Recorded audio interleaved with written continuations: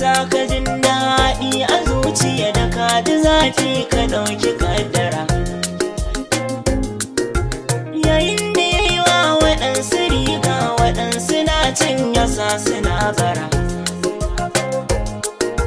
Mai mantuwa ma yana da kwanso a can cikin rai ba mai tuni. Wanda bai so ku tambaye shi da me yake more rayuwa. Abadan babu daina yin so gaskiya ko da me ya zo mana. Ni na yi sa'a ina ciki na saban tsayawa a ce na makara. Sammako ne na masu azama alfijir shi ka da zakara.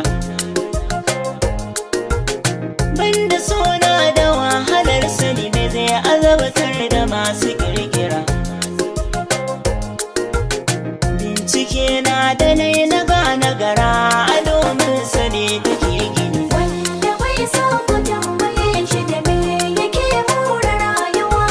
Abadan babu daina yin so gaskiya ko da me ya zo mana. Hadda manne a bangaren so shi ake cewa mai kala-kala. Ko ka yi suna idan ka sa kwaɗayi a rai za ka yi iske wahala. Gwargwadon hidimar da ka yi wasu shi ba za ya sa ka walwala.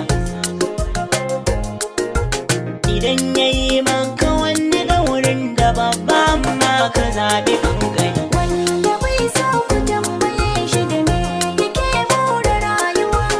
Abadan babu daina yin so gaskiya ko da me ya zo mana.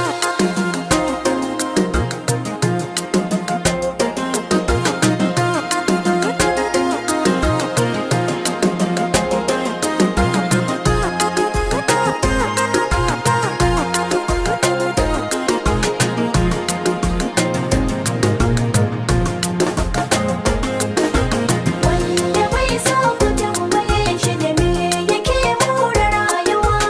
Abadan babu daina yin so gaskiya ko da me ya zo mana. To fa duk wanda ya shiri na shiga fagen so ya ɗaura ɗan mara. Ya ƙara ƙaimi ya toshe kunne ya yi nisa ya daina jinkira. In yana son biyan buƙatar rai kawai kar ya ɗauki shawara. Maganin so ka sama abin so ba da sayin limi ka sansani. Wanda bai so ku tambaye shi da me yake more rayuwa. Abadan babu daina yin so gaskiya ko da me ya zo mana. Ba su yaka da ba su dawa shi so